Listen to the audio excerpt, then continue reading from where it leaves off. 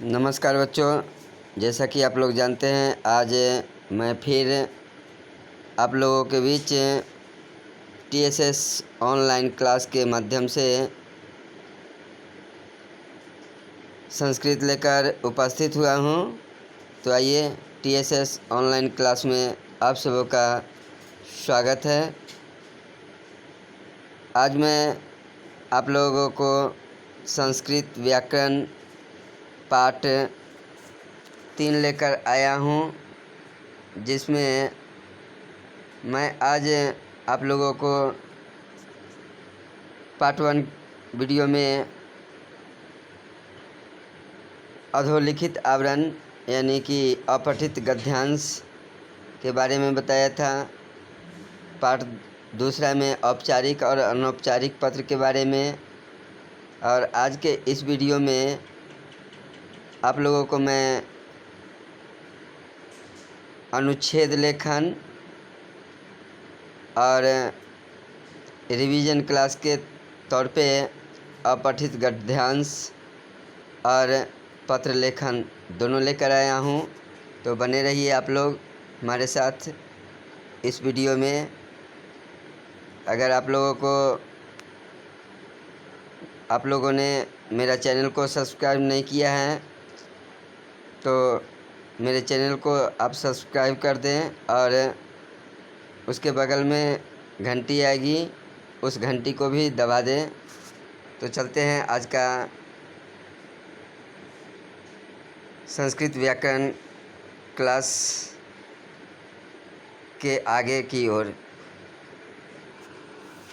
तो बच्चों, देख रहे हैं आप लोग स्क्रीन पर अनुच्छेद लेखन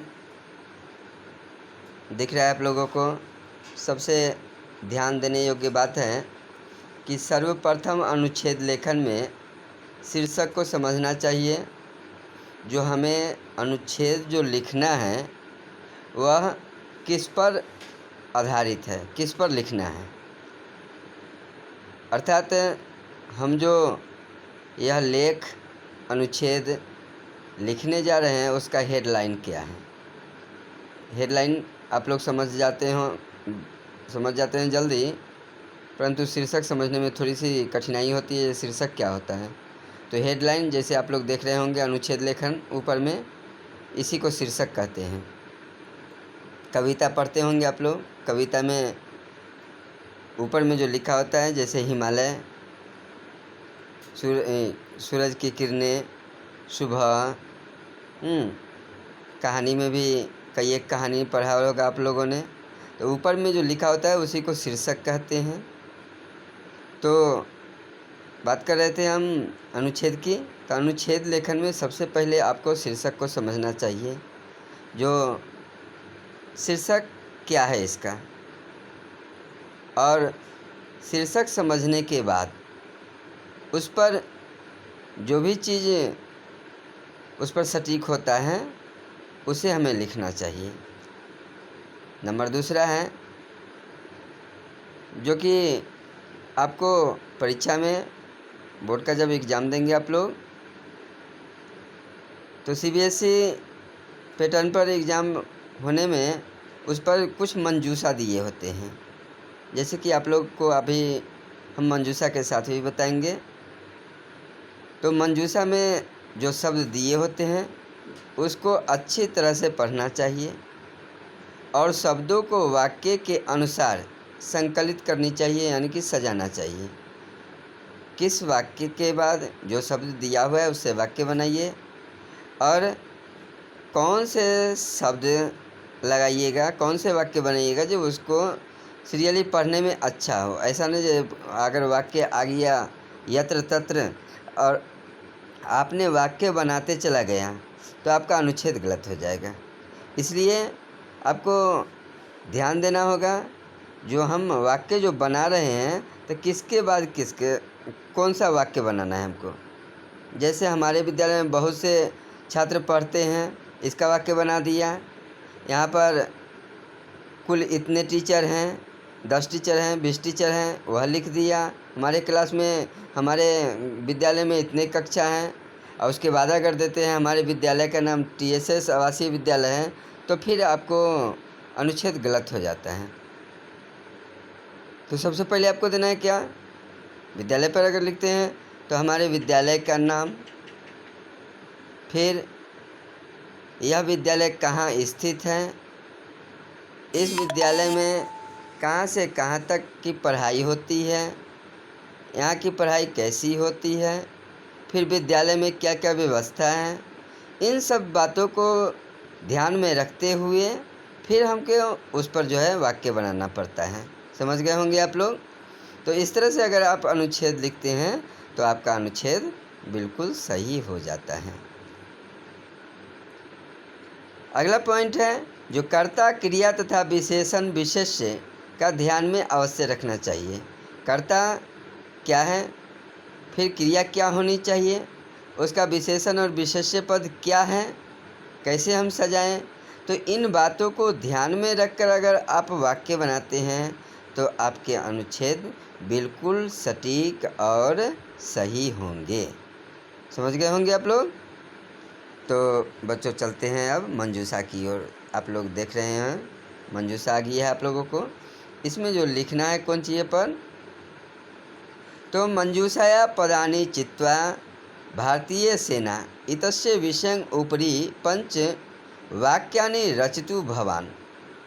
अर्थ है जो मंजूषा में जो शब्द दिए गए हैं उनसे शब्द चुन करके, हेडलाइन क्या होगा आपका, भारतीय सेना, यानी भारतीय सेना के ऊपर आपको अनुच्छेद बनाना है इस मंजूषा में दिए गए शब्दों से। इससे इतस्य विषयस्य ऊपरी पंचवाक्यानि रचन्तु भवान। यह शब्दों को चुन करके 5 वाक्य आपको रचना करना है, यानी 5 वाक्य में आपको क्या लिखना है, अनुच्छेद लिखना है। तो आज का आपका HW क्या हो गया इस वीडियो के अनुसार। इस वीडियो के अनुसार आप लोगों को यह HW में दिया गया है जो भारतीय सेना पर आपको अनुच्छेद तैयार करना है। किसके द्वारा, तो मंजूषा में दिए गए शब्दों के द्वारा। समझ गए होंगे आप लोग। तो बच्चों मैंने पहले ही कह दिया था जो कि आपको अनुच्छेद लेखन के साथ साथ मैं पिछले पार्ट में जो पढ़ाए हैं क्या, तो अपठित गद्यांश और पत्र, तो उसको भी आप लोगों को आज एक गद्यांश और एक पत्र को आज का HW में दे रहा हूँ। आप लोग ध्यान से देख रहे होंगे। नहीं, यह भी जो है आपका क्या है, आपका अनुच्छेद लेखन है, देख रहे होंगे, जो कि किस पर है, परोपकार इति विषयम, यानी मंजूषा से जो शब्द दिया गया है उस पर परोपकार पर जो है आपको अनुच्छेद लिखना है। तीसरा है पर्वतारोहण, और चौथा मंजूषा जो दिया गया है वह जन आंदोलनम पर जो है क्या बनाना है, आपको अनुच्छेद बनाना है। तो 4 आपको ऑप्शन दिया गया है। यह 4 ऑप्शन में से कोई 2 ठो पर आपको लिखना है। तो सबसे अच्छा होगा क्या, जो सबसे पहला जो आप लोग देखे थे भारतीय सेना और परोपकार, इस दोनों पर अगर आप लोग अनुच्छेद तैयारी करते हैं तो बहुत ही आसान होगा। तो हम उम्मीद करते हैं जो आप लोग देख लिए होंगे मंजूषा को। यहाँ चौथा नंबर का भी मंजूषा स्क्रीन पर आ गया। तो आप इसमें 4 में दिए गए 4 मंजूषा से आपको कोई 2 मंजूषा से 2 अनुच्छेद तैयार करना है। चलते हैं अब आगे की ओर, बने रहिए। ये आपका पत्र है, देख रहे हैं आप लोग। क्या मित्रं प्रति स्वविद्यालयस्य वार्षिकोत्सव वर्ण्यं लिखितं पत्रं मंजूषायां प्रदत्ते पदे पूरित्वा लिखत। मतलब है जो अपने मित्र के पास अपने विद्यालय का वार्षिक महोत्सव का वर्णन करते हुए मंजूषा में दिए गए शब्दों के द्वारा इस पत्र को पूरा करना है आप लोगों को, है ना। तो आप लोग सबसे पहले क्या करेंगे, यह जितना स्क्रीन पर दिख रहा है पत्र पूरा दिखाई दे रहा है आप लोगों को, इसको आप लोग फेयर में उतार लेंगे। और जब यह उतार लें तो नंबर वाइज आपको मंजूषा में शब्द दिया गया है, इससे सब पत्र को क्या कर देंगे, पूरा कर देंगे। ध्यान रहे अगर इस पत्र में अगर दूसरी जगह का नाम आता है, दूसरे स्कूल का नाम आता है, तो वहाँ पर आपको अपना स्कूल का नाम देना है। आपका मित्र का नाम में जो इसमें दिया गया है वह नहीं देना है, आपको अपना मित्र का नाम देना है, जिससे आपकी मित्रता गहरी है उसका नाम देना है। समझ गए होंगे आप लोग। तो एवं प्रकार से आपको इस पत्र को क्या कर लेना है, पूरा कर लेना है ना। आपका जो पत्र दिया गया है उसका मंजूषा ये नीचे वाला है, देख रहे हैं ना स्क्रीन पर, यह मंजूषा है इस पत्र का। तो समझ गए आप लोग जो है इसको फेयर में अच्छा से उतार लेंगे। साथ ही अब चलते हैं हम अपठित गद्यांश की ओर। एक अपठित गद्यांश भी हम आपको दिए हैं जो कि आपको क्या करना है, पूरा करना है। देख रहे हैं, इस गद्यांश को आपको सबसे पहले फेयर कॉपी में लिख लेना है। उसके बाद इस पर जो आधारित प्रश्न है उसको लिखना है, और उत्तर जो लिखना है यह आपको गद्यांश से ही लिखना है। जो कहानी ऊपर में आप देख रहे हैं उससे ही चुन करके आपको सही और सटीक उत्तर लिखना है। ध्यान रहे निर्देश में एक पद उत्तरत है तो आपको एक पद में ही उत्तर देना है। पूर्ण वाक्यन उत्तरत है तो उसका पूर्ण वाक्य में उत्तर देना है।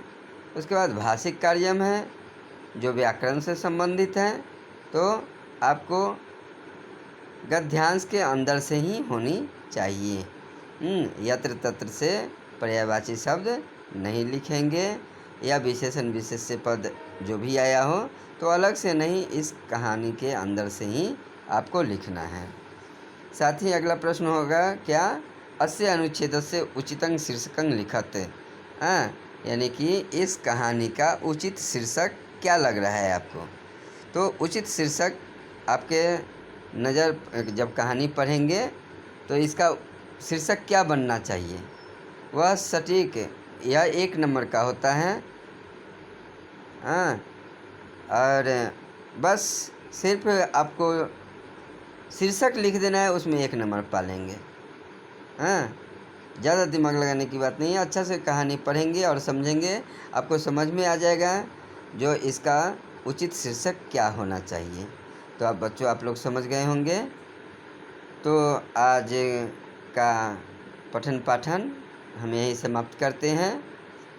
आप यह अनुच्छेद का जो है यानी कि अपठित गद्यांश जो अभी आप देख रहे हैं स्क्रीन पे, इसको बना लेंगे।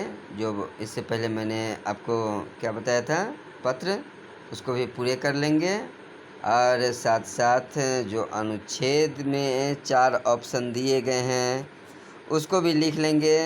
ध्यान रहे जो कि मैं आप ध्यान देने योग्य बात को मैं स्क्रीन पर दिखा रहा हूँ, जैसे आप लोगों को ध्यान देने योग्य बात देख रहे हैं, ध्यान देने योग्य बात अनुच्छेद लेखन में है ना, तो इसको भी जो है आपको लिखना है फेयर कॉपी पर अच्छा से सुंदर से सजा करके। ठीक है, तो दीजिए श्याम सुंदर सिंह को इजाज़त। इसी वादे के साथ फिर मिलेंगे अगले पार्ट में। अगला वीडियो अनुच्छेद व्याकरण का जो मेरा होगा पार्ट 4 पार्ट में। फिर आप लोगों से मिलते हैं कुछ नया लेकर, तब तक के लिए धन्यवाद।